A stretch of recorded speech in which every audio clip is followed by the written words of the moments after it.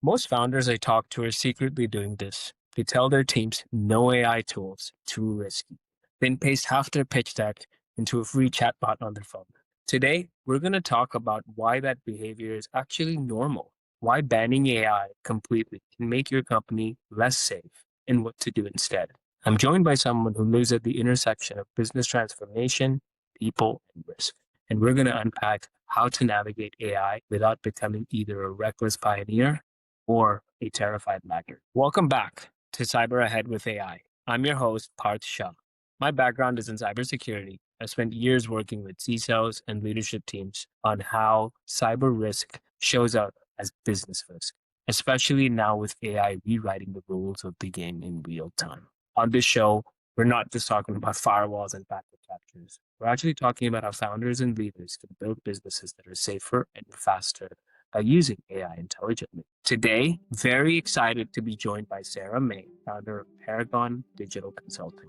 She spent the last 20 years helping organizations around the world navigate digital transformation across industries from construction, HVAC to global brands, that they focus on people, culture, and execution, not just shiny tech. She shows up as that trusted advisor to executives who are thinking, if I screw this up, I might just ruin my reputation. Maybe it's safer not to make the change at all. Sarah, welcome to the show. Welcome. Thank you for having me. Well, first and foremost, happy belated birthday. I know you celebrated your birthday yesterday. Oh, thank you so much. I appreciate it. So last time we spoke, we were joking about how far we've come from the Nigerian prince scam email. Yeah, I missed that. The Nigerian prince needs your help. Send your bank details. Yep, right. And the reality is everyone's being targeted now, and AI is just amplifying that. But before we dive into all of that stuff, first and foremost, like, how do you describe what you do to a founder at a dinner party? So what do? We help demystify what technology actually does and how it can really enable business. So a lot of times, and I know we'll talk about it, and at least we'll talk about it, is just this view of, okay, well, we're going to do everything because we want to be forward, or we're going to do nothing because we're really, really afraid. And kind of reality is somewhere in between. And so it's looking across what their tech stack is, looking at their people, like they're the people who are going to use it. So what are their behaviors? What are their fears? How do we mirror and match the processes with the technology so that the company runs like this is like everybody's third arm and it's just natural and it's just moving? So. I love that. Really a focus on business and people, not configurations. That's really cool. So let's start with the fear, okay? You shared something powerful when we talked last time, that transformations don't stall because of tech. They stall because leaders think, hey, if I do this wrong, I'll ruin my reputation. I'd rather not do it at all. How is that showing up right now between AI and cyber? That's a really good point. I think we touched upon it a little bit last time we were chatting, but there's one of our clients, and we do a lot more than just, business and transformation. We do a lot of like that mindset prep for executives. And we're working with this one executive, large billion-dollar corporation, industrial, commercial. So like they're not some small mom and pop shop. They're big. And they had this view that, no one was going to use AI. So in nobody using AI, some of their sales team was just using it off the phone, just using the free version. So as you know, right, like that means that it's going to train on the models. It's going to share their details. So they're bidding on this big contract with a client that they've worked with for the last 10, 15 years. They're getting pushback, like line for line on their sound. They're like, we've never had this. We've worked with you for years. And so, the executive calls up the procurement manager, and the procurement manager goes, yeah, we got this other interesting competitor who's talking, and it's kind of like really tit for tat. We're trying to really narrow this down. And he says, okay, well, just share with us the scope. You don't have to show us the details, confidentiality. The procurement manager says, no, we've been friends. We've worked together for 15 years. Let me send it to you. And what it was a mirror copy of theirs, even with some of the language and some of the guarantees. It says, we are going to guarantee, like your competitor's going to use your guarantee. So this procurement manager was confused because there's two people with literally the exact same SOW. And it was because one of the sales team members had done that. So they get that sorted out. They work through the contract, but internally, this executive goes and raises this alarm bell. And so as like an immediate panic, IT goes and shuts everything down, like locks down everything. Like the worst reaction, like as opposed to leaning in, kind of like, how can this help you? They do the opposite. And then it was a manhunt. So this person's reprimanded. They're pulled off of that. They're no longer allowed to be on the sales team anymore. And yet it's been a year and a half and the company still hasn't enabled AI in the organization because of it. It's just tremendous, this fear, as opposed to looking at, okay, what aspects of this could we use internally? If we use licensing, does it have the same security risk? Like, they don't have to be on the opposite side, but like it is just forefront. And they're still doing that. Like, it blew my mind. I was just talking with them this week and it's, wait, you still haven't? Why not? So, Thanks for sharing that. And like, how are you helping, I guess, organizations navigate this? Like, how are you helping them like build the right mindset and muscle around this? right. Well, like you yourself work with a lot of CISOs. Like, first and foremost, it's risk security, right? So we really talk about what is security awareness? Like, people are that first line of defense. How do they show up so they understand like that social engineering, what tools to use, how to use them properly, and those shortcuts that they think they're using, how does it help, does it help or hinder them? And so it's really being able to take that narrative, turn it into a story. It's kind of like internal marketing. It's like nobody has to convince you to want to go to your favorite restaurant for dinner, right? They just have to tell you this is it. Well, how do you make IT and that security group your best friend? That's the kind of narrative. So first and foremost, there's like lines of trust. It's usually, I really want to do this. And they always tell me no, no, no, no, no. But why? And so you start to create that collaboration internally, which raises that risk awareness. And then when you start looking around, like there's like even Cloudflare was just out recently, like, and they're like, they're the pioneers. They're supposed to be the forefront of this. And so, organizations have this opportunity to go, okay, we can do this together. We can stand in alignment and we're all in the same boat. And so it's really helping them understand that mindset. Can I craft that message up to the board level, down to the team level, and then really creating that cohesion? And from there, then we go, okay, now what is your security systems? Like, while they're doing that, okay, like how do we lock this down? Where are you showing up on your NIST framework? like, I love that. Taking that holistic approach of, one, building alignment, but two, and more importantly, building that trust, helping people understand the why so that they can start to better navigate how to enable this. One of the things you had mentioned that was really funny was, most organizations are either jumping in blindly or going full ostrich. Can you paint that picture? What do these two camps look like? Well, you look at it like the forefront of these groups who are just like, we're going to be AI everything, forget, put caution to the side. And I think there's like, there's value in it because we need pioneers, right? We need them. We need them in a closed box though.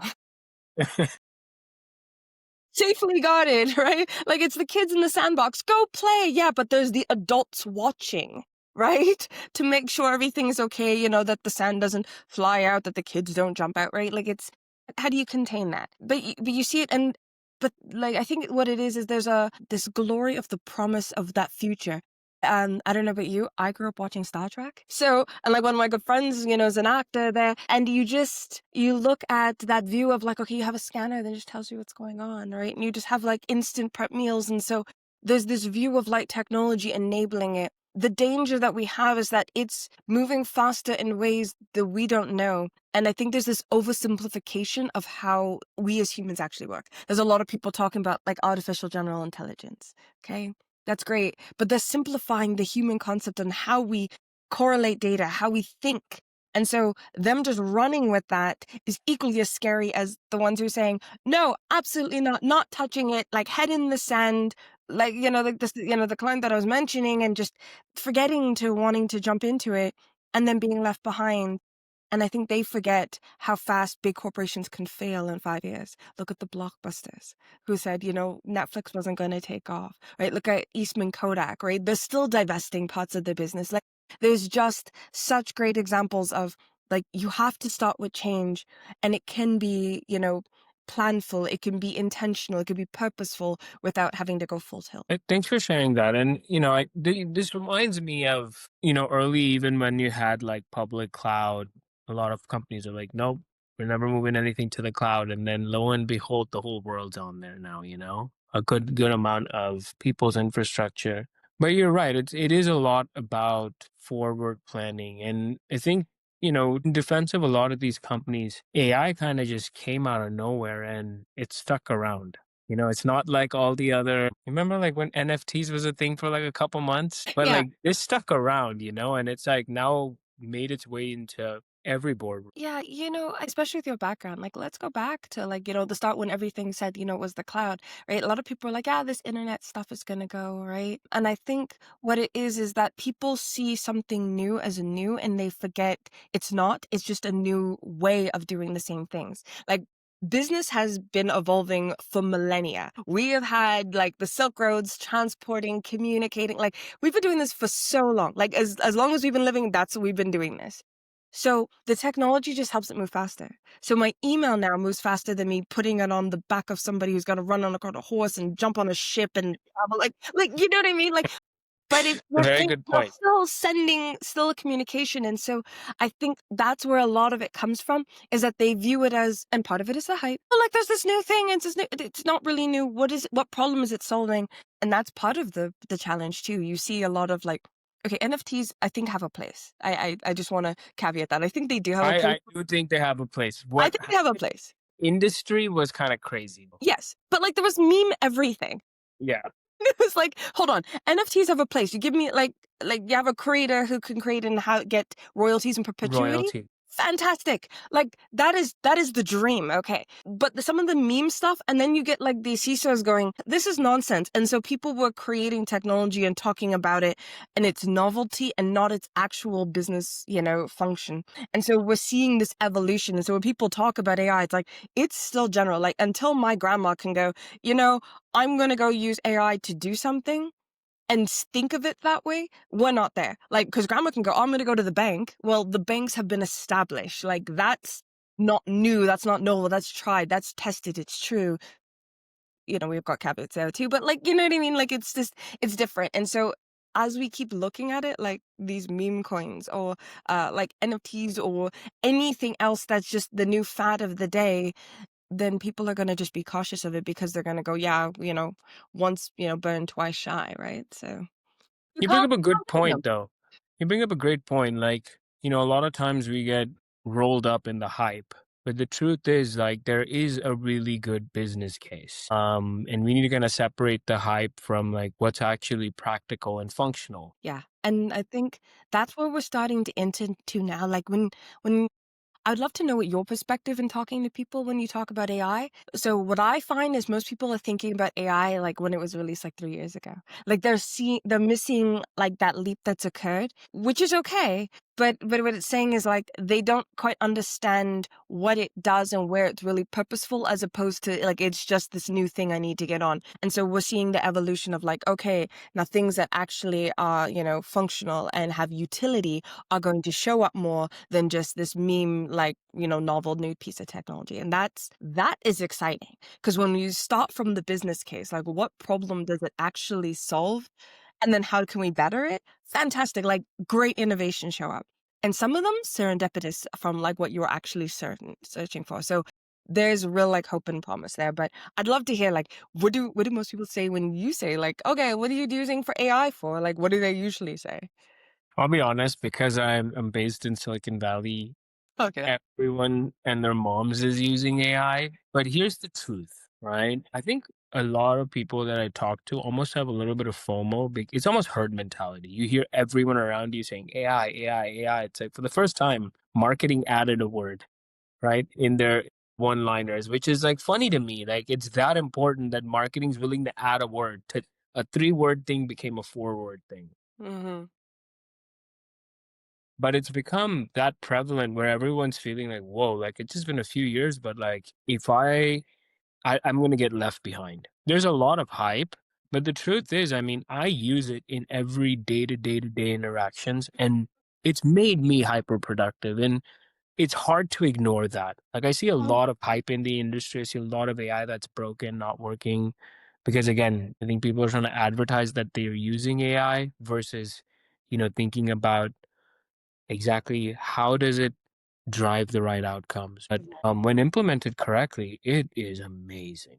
You touch on such a great point there. It is a great enabler. Like like if we go back to that letter and like the courier or the pigeon carrier, right? Like the efficacy of like, okay, so I'm gonna send it through email. Now you've got something that can say, hey, help me craft this. Like you understand the way I think. Like help me craft this so that my best self shows up. Because we're never gonna be 100% every single day. So it can balance those days when we're not. So when we're feeling 100, we're now doing 2. When we're feeling 80, we're still doing 100. And when we're doing 20, we can still do 80. Like it gives us that opportunity. I love that. Like I use it a lot too, but like I see where it is. Like it's not going to think for me. And a lot of people, if you don't understand what you're trying to get out of, here's a great example. I love it. Use it to create a presentation and you look at it and it looks like a grade 3 did it. Like, I'm like, who designed this? Well, AI did. I just put in some text. Did you look at it? It's horrible. But if you say, okay, here's here's my guidelines. Here's my really good prompt. And like prompt engineering is a whole new other bucket of advanced AI that most people just like tell me where I should go. And so I see that the modern person, like everyone's going to use AI as like a super empowered search query. Like I need to aggregate data. So now instead of like, where's the best place to eat? Like, where's the best place to eat that has the top reviews, the best service? And like, it's going to help you better for your searching. And if like everyone just got there and understood that it's not thinking, but it can help augment, I think the fear would start to settle a little because people would be like, oh, I understand what it is. It's another tool. Great tool, like remarkable, but you can work through it. Like, and then they'll see the tool as, okay, when they get to prompt engineering, okay, now it's an assistant, right? Like they can see it differently. But to jump from one to the other, like that's just reckless. Like if you don't understand what you're putting into it, like, So you bring up a great point. Like, I think that there's this almost training that you need to do. I remember when I was a kid and I had to do like the typing lessons, there was that little thing and you know what I'm talking about, oh right? my God, And then like you know misuse. who's done that versus like who types like this, right? Like most of our older generations, they won't be able to type that well. They also don't like the touch screen that much. Mm. But then, like, when computers came about, people had to get trained to use them. They were like, computers are going to take people's jobs. They did, but it's not the computers. It's people using computers that are going to take jobs from people that don't use them, right? And I think AI is kind of similar, where it's Hmm. not AI taking jobs. It's rather people that have become hyper productive using it are able to just accomplish a lot more. I'd love to get your thoughts on that. And like every time someone says that, my first thought is thinking of Henry Ford. Like, he creates the Model T, he's running out with technology, and everyone's like, you are going to displace 300,000 people who are working with horses and stuff. It created 6 million jobs. Yep. Like, okay, yes, if all you knew how to do is work with horses, fine, there's still going to be a place for that. However, if you're willing to apply your basic skills, like, people that work with horses, incredibly patient, worked with their hands, willing to learn, had to adjust to the temperament of the horse because it was like, hold on a second. Technology is no different. It is temperamental on days. You have to be patient with it. You have to learn and be willing to work with your hands. Now you have an ability to show up in an environment and now increase your productivity. So, like, it's not that AI, like, to be truthfully fair, like, if big corporations could replace people with technology and never have to, they would have done it millennia ago. Like, Yeah. nobody, like, deal with the person, like, and why? Because we're moody, but we're creative and we're innovative, and at our best, we're remarkable, and at our worst, we're saboteurs. Like, so, but everything flows kind of in between. So I don't think there's ever going to be a case where that happens. Like when you show me the AI who got hungry, wanted the pizza, worked for a living, earned his paycheck, ordered the pizza and ate it, like whatever. Like it's just not happening. We're not there. Hmm. However, the marketing person or the creative professional who uses AI to better, themselves, set themselves apart, earn 10, 20, 100 times more than everybody else in industry at 100%, right? Yep. And so we're going to automate the stuff that hurts people. People hated it. Oh my God, I hated having to shovel coal. Like, oh my God, it was backbreaking. But okay, so like as we can see, people who look like me historically hundreds of years ago were used for labor to pick cotton and often, mostly against their will. Okay, so that labor intensive stuff can be removed. but these were people who had minds and they were creative and they were innovators. There is so much more that can open up as a result of it, right? So we have to stop looking at it as like this is a fight. It's more, it's symbiotic. Like, how do we work together, right? I love that you said that. It truly is about working together because it's helping us realize efficiencies. Computers did the same thing, mobile did the same thing. It Hmm. helped us achieve more, do more, and, elevate ourselves almost in so many ways. So, from your perspective, right, you work with a lot of different clients. How do you, help people build a plan and help them make it actionable? Well, that's a good one. I think, as I'm going to say, the biggest challenge that like doesn't matter if they're a small enterprise to big CEOs, it shows up more for smaller enterprise. They are bad at goal setting. Horrible. Like they Hmm. have big audacious goal, and that's fantastic. And some of them have got great time horizons, like 10 years. Okay. But like how do you break it down into 5 year, 2 year, 1 year chunk, 90-day goals and actionable items to move? And so a lot of times most people know where they want to be, they're not necessarily always sure of where they actually are, and they're not quite sure how to get there. And so a lot of what we do is that. And I always use a great example. So say you're in Chicago, you want to get to London, right? Fantastic. So we say, okay, so what's your budget? You're gonna plane, train, automobile. Like, how do you gonna do this? And they don't realize that they think that they're in Chicago because they're trying to show people that they're in Chicago, but really they're in LA. Well, no matter what they plan, no matter what they do, they're not going to get to London with that plan. They're going to run circles. They're going to make a bunch of mistakes because they just haven't acknowledged. So I'd love to say that I'm in Chicago right now. I might, mark it like I'm in Chicago, but really I'm in LA. So how do I get from LA to London? Fantastic. Now we know where you are. So really it's about an assessment. Where are you actually at? Where do you want to get to? Where's the gap? And in that gap, we figure out, okay, how fast do you want to move? Because everything's going to push and pull, right? So there's always trade-offs. You want to move faster in one area, you're going to push something into somewhere else. Whether it's time to get there, whether it's going to be money, whether it's going to be team members, there's always going to be something. So what are you willing to trade off? So what are I always start with, what are your non-negotiables? What are the things that you are unwilling to touch? All right, now we've got inside this box, we can figure out the art of the possible. And then that's how we help them build their plan. And then we say, okay, so what is the 10 years? That's your goal. Okay, in 5, all right, in 2, in 1. And we build them in increments so that, and using it, they'll say, oh, I've got a 5-year plan. They can do it in 2. They've got a 2-year plan, it takes them 10. Sometimes some pieces will take longer, faster, just because market conditions, other things that go on, things that happen in their life. So when we help them build that, we also, when they're building the time horizon, we allow it to be by milestone so that they can just expedite and go, oh, well, this was supposed to take a year, but let's just move for it. Oh, look, it took us 6 months. Okay, hold on a second. Let's just keep going. As opposed to, well, that was this year. Okay, next year. Like, no, no, no. Keep going. Like, this is milestone after milestone. So we build them so that you could build upon them. So they're like you start with the foundations and then keep building. So that's kind of our approach, really just where you're at, where do you want to go? What's the gap? How do you get there? How do you align your teams? What technology do you need? And then get running. So Wow, you make it sound so simple. it's not easy. It's simple. It's not easy, it's simple, but a lot of strategy is meant to be simple because when it's simple, it's easy to execute on. And So a lot of people get scared of strategy. Oh, it must be more complicated than, the operational stuff. But the truth is it's a lot simpler. And that simplicity is what brings clarity. And yeah, they love the way you broke it down. I feel like your customers are lucky to have you. thank you. I was blessed. So, we believe in mentorship. We believe in advisory and did the same thing. And so several years ago, I had this phenomenal business coach.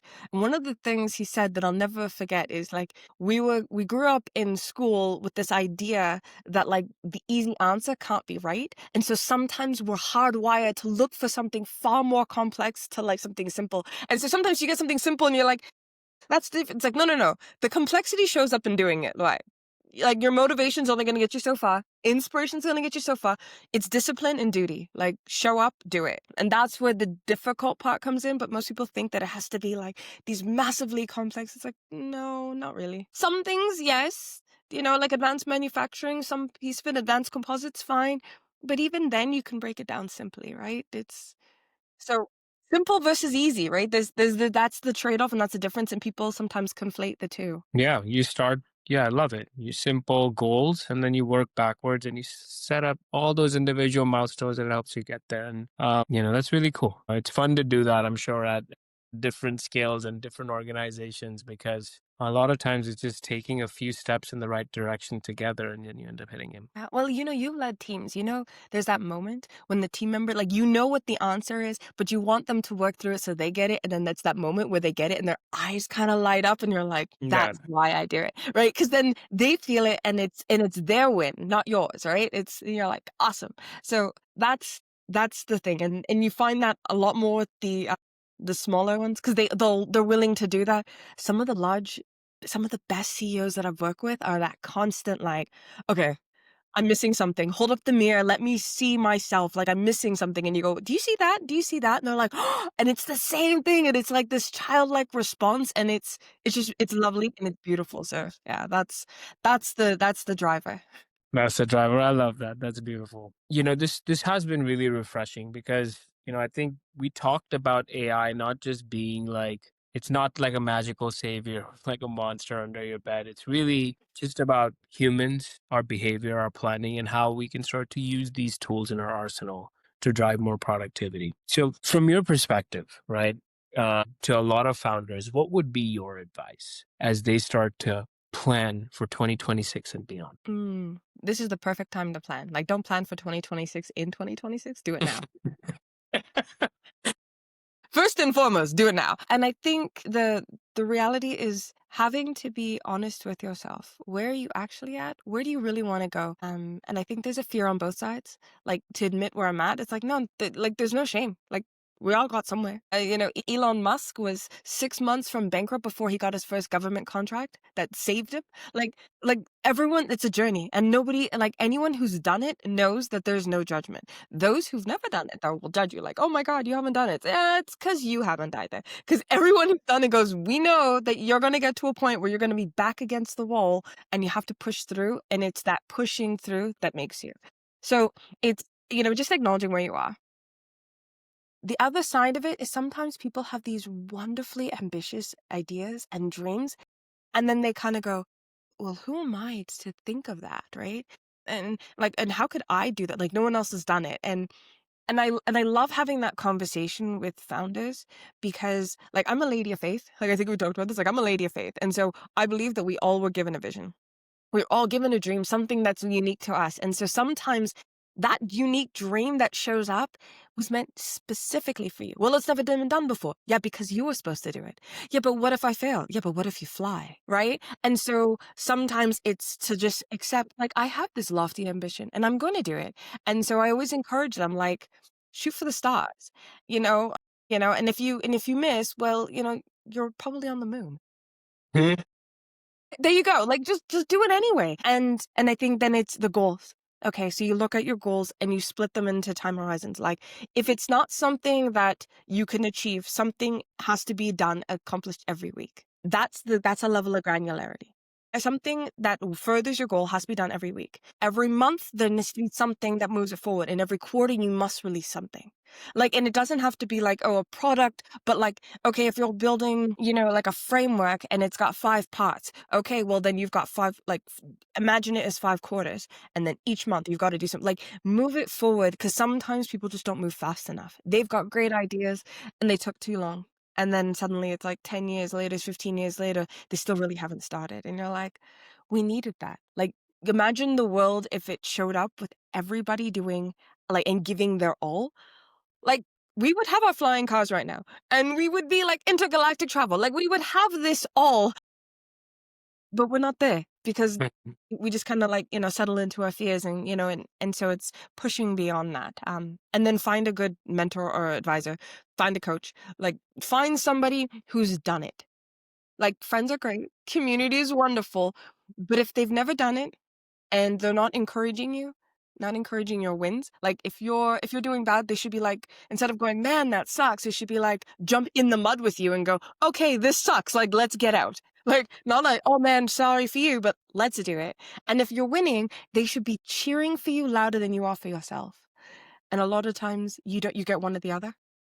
You get people who are like, when you're sad, they're just like, man, that sucks. And they walk away and you're like, thanks. Or worse, when you're winning and then they have to demean it or diminish it and talk about, well, I could do this, or well, I could do, yeah, but you didn't. Like, sit down, hold on a second. And that just tells you, like, that's just them fighting their own battles, their own fears. But go find your community. Go find the people that you can be with that will actually cheer you on and champion you. And so if you kind of put that all together and just spent like a month planning, like, how would you just do that in 2026? They would show up in rock stars by Q2 and they'd be leaps ahead of like everybody else who's just like, I'm just gonna like set a New Year's resolution and see what happens. Like, like that's the reality. So that would be the process. Like, go do it. I love it. That nothing to add there. That's a perfect little play. Thanks for sharing that. No worries.